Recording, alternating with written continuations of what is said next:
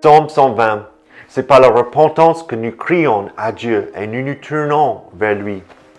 C'est par la repentance que nous avons confiance en sa justice. Et par la repentance, nous vivons en tant qu'ambassadeurs de la réconciliation. Psaume 121 parle du secours. Je lève mes yeux vers les montagnes, d'où me viendra le secours. Et pendant le confinement, on peut essayer de chercher du secours partout. Mais Psaume 121 nous dit que c'est de l'Éternel qui vient notre secours. L'Éternel gardera ton départ et ton arrivée dès maintenant et pour toujours. Psaume 122, né pour louer Dieu ensemble en paix. Dieu nous a créés pour que nous lui rendions un culte. Du premier temple qui était le Jardin d'Éden jusqu'à la Jérusalem céleste, Dieu nous a conçus pour que nous prenions plaisir à le louer, lui, notre roi. Et on a la grâce de pouvoir faire ça tous ensemble, de manière unie, à l'image des Hébreux qui se rendaient à Jérusalem. Mais louer Dieu, c'est pas une activité qui plaît à Satan forcément. Alors veillons dans la dépendance à Dieu à chasser les obstacles et à cultiver la paix nécessaire pour la louange. Psaume 123. Le serviteur trouve son secours en son Seigneur. Le serviteur, le croyant, doit se tourner vers Dieu pour trouver du secours, vers celui qui règne, celui qui siège dans les cieux, le Tout-Puissant, celui qui est bien au courant de toutes les souffrances et oppositions que nous subissons. Nous avons pour rôle d'obéir à Dieu dans l'attente de son intervention, celui qui agit pour venir en aide à son peuple en son temps et selon sa volonté. Fixer nos yeux sur Dieu et attendre qu'il agisse pour nous secourir. Le secours que nous attendons dépend de Dieu et de Dieu seul. C'est pourquoi la seule chose que nous avons à faire, c'est de regarder à l'Éternel, dans l'obéissance, la dépendance, dans la soumission et dans l'attente de sa grâce, faveur imméritée. Nous savons que les oppositions et les persécutions sont grandissantes, mais nous avons aussi cette promesse. En Luc, chapitre 21, verset 28. Quand ces événements commenceront à se produire, redressez-vous et relevez la tête, parce que votre délivrance est proche. Psaume 124. Notre secours est dans le nom de l'Éternel. Le psaume 124 écrit par David est un psaume d'action de grâce. David nous donne plusieurs images de ce que Dieu a fait pour sauver David et les Israélites. Dieu est notre secours. Souvenez-vous, frères et sœurs, Dieu est toujours pour nous et il ne nous quittera jamais. Et nous sommes en parfaite sécurité en Dieu par Jésus. Psaume 125. Confiance totale en l'Éternel Dieu, un enfant qui protège ses enfants. C'est l'image que nous avons dans ce passage. L'Éternel est un protecteur qui n'est pas ébranlable et ne change pas. L'Éternel entoure son peuple dès maintenant et pour toujours. Psaume 126 parle de Dieu qui aime restaurer les personnes brisées. L'exil était très difficile pour Israël. Ils ont tout perdu, leur pays, leur patrie, leur famille. Mais quand l'Éternel a ramené les déportés de Sion, ils étaient pareils à ceux qui font un rêve. Quoi qu'il est arrivé, quoi qu'il arrive, Dieu peut transformer la situation. Verset 5. Ceux qui sèment avec larmes moissonneront dans la joie. Psaume 127. Dépendance totale en l'Éternel. Il en donne autant à ses bien-aimés pendant leur sommeil. Tous les biens, la nourriture ou la sécurité que nous trouvons dans ce que notre travail donne sont absolument ridicules en dehors de Dieu. Nous pouvons voir et expérimenter la bénédiction de Dieu dans le repos qu'il nous donne du travail.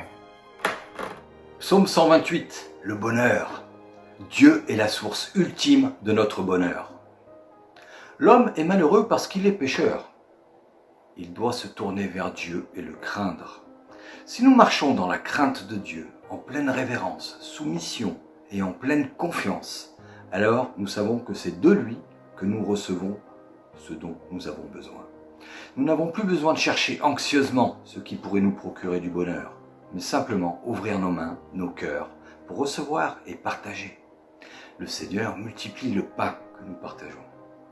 Dans cette assurance, nous pouvons recevoir la bénédiction, un bonheur qui ne dépend plus des circonstances, un bonheur qui vient de notre cœur, de notre relation avec le Seigneur, et non des choses matérielles ni des circonstances, et ainsi vivre la vie véritable de façon stable et constante.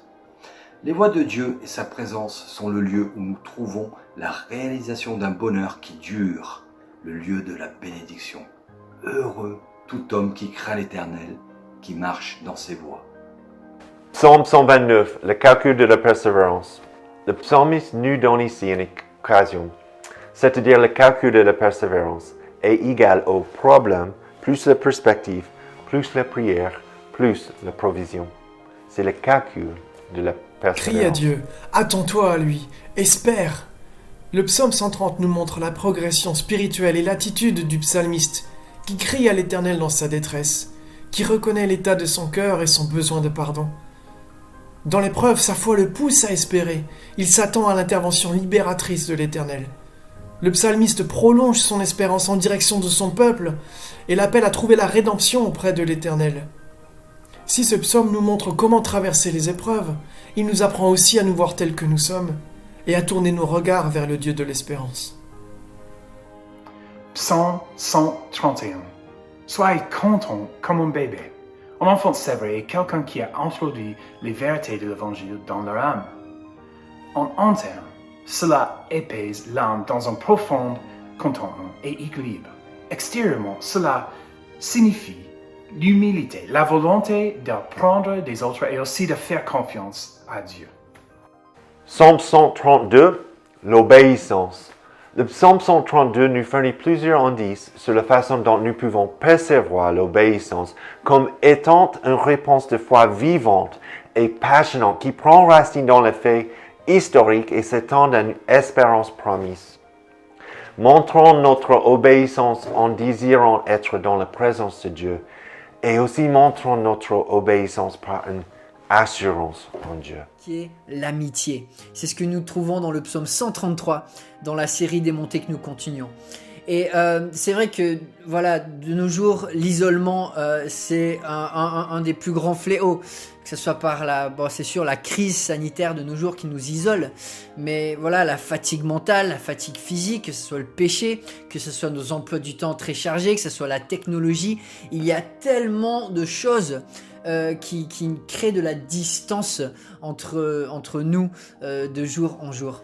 Et ce problème d'isolement, on le sait, il est pas nouveau. Alors certaines choses l'accentuent, mais je suis sûr que quand ce psaume a été écrit, le psaume 133, il y avait énormément de personnes qui luttaient aussi avec l'isolement et qui comprenaient cette richesse vraiment unique de se retrouver entre frères et sœurs en Christ.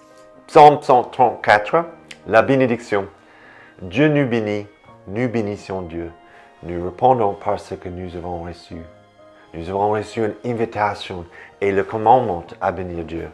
Nous avons reçu des instructions sur la façon de bénir Dieu. Et la bénédiction éternelle de Dieu est pour nous. Que l'Éternel te bénisse, lui qui a fait le ciel et la terre. Amen.